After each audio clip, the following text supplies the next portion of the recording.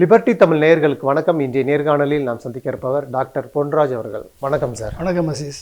2026 தேர்தலுக்கான அரசியல் களம் சூடுபிடிக்க ஆரம்பிச்சிருக்கு. தொடர்ச்சியாக திமுக தனது வாக்குறுதிகளை சொல்கிறாங்க. இதில் குறிப்பாக எடப்பாடி பழனிசாமி அவர்கள் அடுத்தடுத்தான வாக்குறுதிகளை கொடுக்குறாரு. மாதம் 2500 ரூபாய், ஆட்சிக்கு வந்த உடனேயே எல்லா குடும்பங்களுக்கும் 10,000 ரூபாய் அப்படின்னு ஒரு அறிவிப்பு கொடுத்துருக்கிறாரு. இல்லை, இப்போ இந்த 10,000 ரூபாய் வாக்குறுதி இருக்குல்ல சார், இப்போ பீகாரில் தேர்தலுக்கு முன்பு இதே போன்ற 10,000 ரூபாய் வந்துச்சு.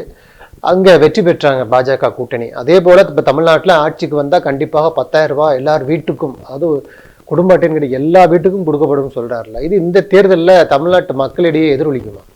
தமிழ்நாட்டு மக்கள் எப்படிங்க நம்புவாங்க? கிரெடிபிலிட்டி வேணும்லங்க, நம்பகத்தன்மை இருக்கா எடப்பாடிக்கிட்ட? ஆட்சிக்கு வந்தால் தாரன்னு சொல்கிறாரு. ஆட்சிக்கு வந்தால் தாரன்னு அவர் சொல்கிறாரு. ராஜ்யசபா சீட்டு தாரன்னு தான் பிரேமலதா விஜயந்திர சொன்னார். அந்த அம்மா கேட்டாங்க, ராஜ்யசபா இடம் எழுதியாக கொடுத்துருக்கோன்னு கேட்டார். ஆமாங்க, எழுதி கொடுத்துருக்கீங்கன்னு சொல்லி அக்ரிமெண்ட்டை காமிச்சாங்க. அதில் டேட்டு போட்டிருக்கான்னு கேட்டாரா இல்லையா? எப்படி அவரை ஒரு நம்பகத்தன்மையான தலைவர்னு நம்ம ஏற்றுக்குவாங்க மக்கள்? ஒரு நிமிஷத்துக்கு முன்னால் திமுக அரசு வரி போட்டதுனால கருணத்தொகை 10,000 கொடுக்குறேன்றாரு. அதே பேட்டியில் அடுத்த 5வது நிமிஷத்தில் நானும் வரி போட்டு தான் நான் சொன்ன இந்த 60,000 கோடி திட்டத்தை நிறைவேற்றுவேன்னு சொல்கிறாரு. அப்போ இப்படிப்பட்ட ஒரு ஞான சூன்யத்தை எப்படிங்க தமிழ்நாட்டு மக்கள் ஏற்றுக்குவான்? கொஞ்சம் கூட ஒரு நாலேஜ் இல்லாத ஒரு சீஃப் மினிஸ்டர் கேண்டிடேட்டாக இவரை எப்படிங்க ஏற்றுக்க முடியும்?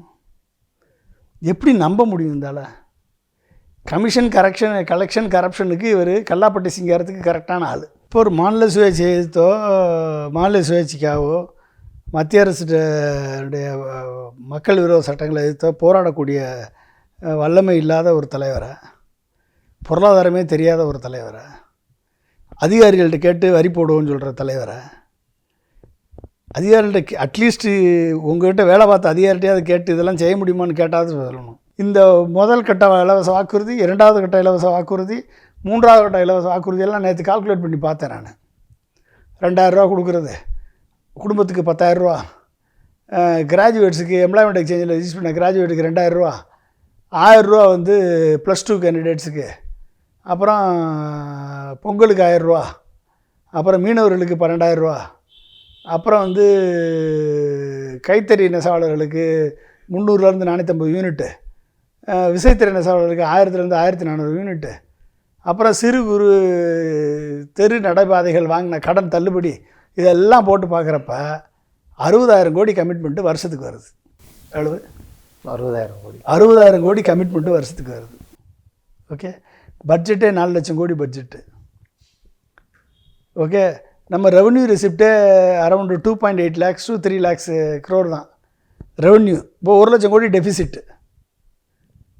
1 லட்சம் கோடி டெஃபிசிட்டு, 1 லட்சம் கோடி ப்ளஸ் 60,000 டெஃபிசிட்னா 60,000 கோடி டெஃபிசிட்னா 1,60,000 கோடி டெஃபிசிட்டு. அப்போ என்ன பண்ணணும்? ஊழலே பண்ணாமல் எடப்பாடி ஒரு பைசா கூட வாங்காமல், கரப்ஷனே இல்லாமல் ஆட்சி நடத்தணும். 1. 2வது வரி போட வேண்டார். வரி போட்டதுனால தான் நான் கர்நாடக தொகை கொடுக்குறேன்னாரு. தொகை கொடுத்து அடுத்த 5வது நிமிஷத்தில் நானும் வரி போட்டு இதை ஏற்றுவேன்றார். அப்போ என்ன அர்த்தம்? உனக்கு வளர்ச்சியை கொண்டு வர்றதுக்கு தகுதி இல்லை, வளர்ச்சியை கொண்டு வராலும் உன்னால் முடியாது, எடப்பாடியால் முடியாது.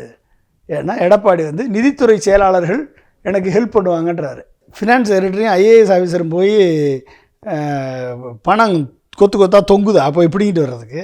அப்போ வரிச்சுமையால் பாதிக்கப்பட்டதுனால, மின்சார கட்டணத்தை உயர்த்தினதுனால, சொத்து வரியை உயர்த்தினதுனால, குடிநீர் வரியை உயர்த்தினதுனால, பால் வரியை உயர்த்தினதுனால, இதெல்லாம் உயர்த்தினதுனால பாதிக்கப்பட்ட மக்களுக்கு 10,000 ரூபா கருணை தொகைன்னு இவர் சொல்கிறாரு. மின்சார கட்டணத்தை உயர்த்தினது காரணம் யார்? உதய மின் திட்டத்தில் எடப்பாடி கையெழுத்து போட்டதுனால தான் மின்சார கட்டணம் உயர்ந்தது. இன்றைக்கி அதனுடைய பழி யாருக்கு? திமுக மேலே. சொத்து வரியை உயர்த்தலை, 10 வருஷமாக உயர்த்தலை, உயர்த்தி ஆகணும்னு உயர்நீதிமன்றம் உத்தரவு போட்டதுனால உயர்த்த வேண்டிய கட்டாயம் திமுக அரசுக்கு ஏற்பட்டது. பழி யார் மேலே? திமுக அரசு மேலே. எல்லாம் பண்ணது நீங்கள். டான்ஜெட்கோவுக்கு அதிகமான காசு கொடுத்து நிலக்கரியை வாங்கி கடனை அதிகமாக ஏற்றி உதய மின் திட்டத்தில் கையெழுத்து போட வச்சு மின்சார கட்டணத்தை ஏற்றுறதுக்கு மோடி அரசிட்ட ஒத்துக்கிட்டு கையெழுத்து போட்டது இபிஎஸ். பேர் யாருக்கு? கெட்ட பேர் யாருக்கு? திமுக அரசு மேலே. இத்தனையும் தாங்கிக்கிட்டு அவர் வளர்ச்சியை கொண்டாந்துருக்கார். இப்போ நீங்கள் அனௌன்ஸ் பண்ண திட்டத்தை நிறைவேற்றிற்கு 60,000 கோடி வருஷத்துக்கு கூடுது. அப்போது 1,00,000 கோடி டெபிசிட், ஏற்கனவே ஃபிஸ்கல் டெபிசிட்டு. நீங்கள் 60,000 கோடி, 1,60,000 கோடி, அப்போ எவ்வளோ ஆச்சு? 3,00,000 கோடி எக்ஸ்ட்ரா கடன். அப்போ எக்ஸ்ட்ரா கடன் வாங்கணுன்னா என்னாச்சு? ஜிஎஸ்டிபியில் 5% ஆகுது. ஜிஎஸ்டிபியில் மேக்ஸிமம் 3%க்குள்ளே தான் நீங்கள் வாங்கணும் கடன். அப்போ 2% கூட நீங்கள் வாங்கணுன்னா சென்ட்ரல் கவர்மெண்ட் அப்ரூவல் எடுக்கணும். சென்ட்ரல் கவர்மெண்ட்டு 4% வரைக்கும் கொடுப்பான் எஃப்ஆர்பிஎம் ஆக்ட் படி. 4%க்கு மேலே கடன் வாங்க முடியலன்னா நீ சொன்ன திட்டம் எதையும் நிறைவேற்ற முடியாது. யார்? எடப்பாடி இப்போ சொன்ன எதையுமே நிறைவேற்ற முடியாது. இப்போ நிறைவேற்ற முடியாத திட்டங்களை அனௌன்ஸ் பண்ணுறாருன்னா நீங்கள் எப்படிப்பட்ட முதலமைச்சராக இருந்திருப்பீங்கன்னு பாரு. அதற்குண்டான திட்டங்கள், ஐடியாக்கள்லாம் எங்கள்கிட்ட இருக்குன்னு தானே சொல்கிறேன். அதுக்கான திட்டங்களுக்கு எங்கே நிதி வரும்? நான் வரி போடுவேன்னா அப்போ ஏற்கனவே இருந்த வரியை விட இன்னொரு 5 மடங்கு வரி ஏற்றுவீங்களா? அப்போ எடப்பாடிக்கு ஓட்டு போடுறதுனால இன்னும் மின்சார கட்டணம் இன்றைக்கி 2 மடங்கு, நாளைக்கு எடப்பாடி வந்தால் 5 மடங்கு. இது யார் தலையில் கட்டுவீங்க? அப்போ வரியை போடுவோம், வரியை கூட்டுவோம். அதை நாங்கள் கூட்டி அதிகாரிகள் ஆலோசனை படி. உனக்கே நாலேஜ் இல்லையே, நீ அதிகாரிகள் ஆலோசனை பண்ணால் எப்படிப்பட்ட ஆட்சி நடத்துவ நீ? அஸ் அ சீஃப் மினிஸ்டராக உனக்கு பொருளாதாரத்தை உயர்த்துறதுக்கு வழி தெரியல, வரி போட்டு உயர்த்துவோன்னு நீ சொல்கிற அப்படின்னா எந்த அளவுக்கு நீ ஞான சூன்யமாக ஒரு ஹாலோவாக எடப்பாடி இருக்காருன்னு பார்த்துக்கோங்க. ஒன்றுமே தெரியாமல் வந்ததெல்லாம் வாய்க்கு வந்ததெல்லாம் அனௌன்ஸ் பண்ணக்கூடிய ஒரு தலைவரை வச்சுக்கிட்டு நீங்கள் எப்படி மக்கள் நம்புவாங்க? சசிகலாவுக்கு துரோகம் பண்ணவர், டிடிவி தினகரனை தூக்குனவர், ஓபிஎஸ்க்கு 4.5 வருஷம் கூட வச்சுருந்துட்டு பதவி போன உடனே அவரை காலி பண்ணவர், மோடிக்கியோட கூட்டணின்னு சொல்லி பக்கத்தில் உட்கார வச்சுருந்தார், மோடி திரும்பி சென்னைக்கு வந்தோடனே கூட்டணி இல்லைன்னு சொல்லிவிட்டு அவருக்கு அல்வா கொடுத்தவர். இப்படி எல்லாமே ஏமாற்றுவதில் மிகப்பெரிய ஒரு வித்தகராக எடப்பாடி பழனிசாமி இருக்கிறார். அப்போ நம்பகத்தன்மை இல்லாதவர், அவர் எப்படி மக்கள் நம்புவாங்க? பல்வேறு ஐடியாக்கள், திட்டங்கள் எங்கள்கிட்ட இருக்குன்னு சொல்கிறாரு. அது மட்டுமல்ல, ஒன்றிய அரசோடு இணக்கமாக போகும்போது, இணக்கம் இல்லாமலே தமிழ்நாடு அரசு சாதிக்கும் பொழுது எடப்பாடி நான் ஒன்றிய அரசோடு இணக்கமாக இருந்து பல்வேறு இதை கொண்டு வருவேன்னு சொல்கிறாருல்ல. சரி, ஒன்றிய அரசு தான் இணக்கமாக இருந்தார் 4.5 வருஷம். சிஏ சட்டத்துக்கு கையெழுத்து போட்டார், ஃபார்ம் பில் 2020 கையெழுத்து போட்டார், 370க்கு கையெழுத்து போட்டார், ஆதரவு தெரிவித்தார். எல்லாத்துக்கும் ஒன்றிய அரசோடு இணக்கமாக 4.5 வருஷம் இருந்தார். நீ 4.5 வருஷம் இணக்கமாக இருந்து தமிழ்நாடு கொண்டு வந்த திட்டங்கள் என்ன? எதுக்கு எடுத்தாலும் 11 மெடிக்கல் காலேஜ் கொண்டாந்தேன்னு சொல்லுவார்.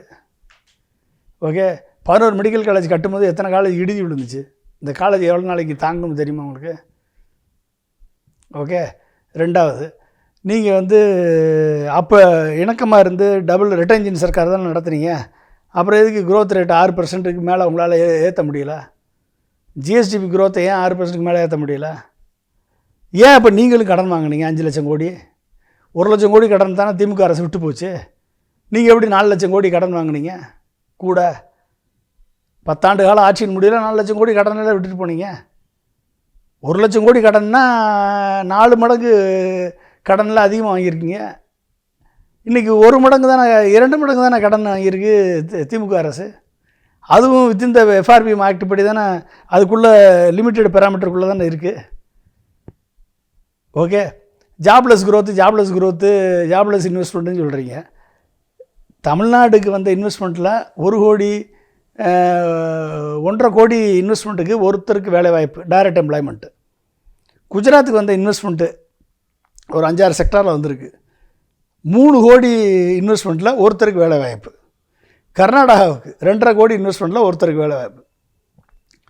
அப்போ இவங்க கொண்டாந்த தமிழ்நாடு கவர்மெண்ட்டு கொண்டாந்த இன்வெஸ்ட்மெண்ட் மூலமாக 20 லட்சம் பேருக்கு வேலைவாய்ப்பு கிடச்சிருக்கு. குஜராத்தில் 6 லட்சம் பேருக்கு தான் வேலைவாய்ப்பு கிடச்சிருக்கு. கர்நாடகாவில் கிட்டத்தட்ட 8 லட்சம் பேருக்கு வேலைவாய்ப்பு கிடச்சிருக்கு.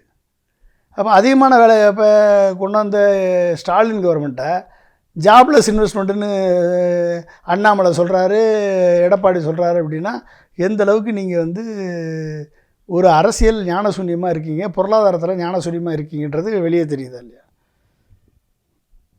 ஓகே, அப்போ எப்படி உங்களை ஏற்றுக்கிறது? முதல்ல அரசியல் கற்றுக்குங்க, பொருளாதாரத்தை படிச்சுக்குங்க, கொஞ்சமாவது அரசியல் பேச தெரியட்டும். ஏதோ டேட்டா சொல்கிறோம், இன்ஃபர்மேஷன் சொல்கிறோம்னு என்ன வேணாலும் வாய்க்கு வந்ததெல்லாம் பேசிட்டு போகிறதுல என்ன? இந்த அரசியல் தலைவர்கள் தங்களை எக்ஸ்போஸ் பண்ணி தங்கள்லாம் ஒரு இல்லிட்ரேட்டுன்னு காமிக்கிறாங்க, வேற ஒன்றும் இல்லை. அமித்ஷா முயற்சி பண்ணுறாரு, எஸ்ஐஆரையும் இவிஎம்ஐயும் வச்சு ஜெயிச்சிடறான்னு. ஆனால் ஜெயிக்கிறதுக்கு ஒரு பெர்செப்ஷனை கிரியேட் பண்ணோம்ல, ஜெயிப்பாருன்ற பெர்செப்ஷனை கிரியேட் பண்ணோம்ல, அதுக்கு அங்கே வழி இல்லை. உடஞ்ச பாமகவை வச்சுக்கிட்டு நீங்கள் எப்படி ஓட்டு வாங்குவீங்க? டாக்டர் ராமதாஸ் தனியாக இருக்கார், அன்புமணி. உடஞ்ச டிடிவி வச்சுக்கிட்டு என்ன பண்ணுவீங்க? ஓபிஎஸ் அவுட்டு, சசிகலா வெளியே இருக்காங்க. சசிகலா தனி கட்சி ஆரம்பிச்சிட்டாங்க. எல்லா இடத்துலையும் நிறுத்த போகிறாங்க கேண்டிடேட்டை. எடப்பாடிக்கு அகைன்ஸ்டாக நிறுத்த போகிறாங்க, டிடிவி அகைன்ஸ்டாக நிறுத்த போகிறாங்க. அப்போ ஏடிஎம்கிலேருந்து பிரிஞ்சு நாம் தமிழருக்கு போகிற ஓட்டோ, ஏடிஎம்கிலேருந்து பிரிஞ்சு பிஜேபிக்கு போகிற ஓட்டோ, ஏடிஎம்கிலேருந்து பிரிஞ்சு விஜய்க்கு போகிற ஓட்டோ, ஏடிஎம்கிலேருந்து பிரிஞ்சு திமுகவுக்கு போகிற ஓட்டோ எல்லாத்தையும் சேனலைஸ் பண்ணி சசிகலா எடுத்துருவாங்க. அப்போ யாருக்கு தோல்வி? எடப்பாடிக்கு தோல்வி. எடப்பாடியால் ஆட்சி அமைக்க முடியாது. இப்படி வச்சுக்கிட்டு எப்படி அமித்ஷாவால் இவிஎம்மை வச்சு எஸ்ஐஆரை வச்சு எப்படி ஜெயிக்க முடியும்? நன்றி சார். நிறைய நல்ல தகவல்களை நேயர்களுக்கு சொல்லியிருக்கீங்க. உங்களுடைய நேரத்துக்கு மிக்க நன்றி சார்.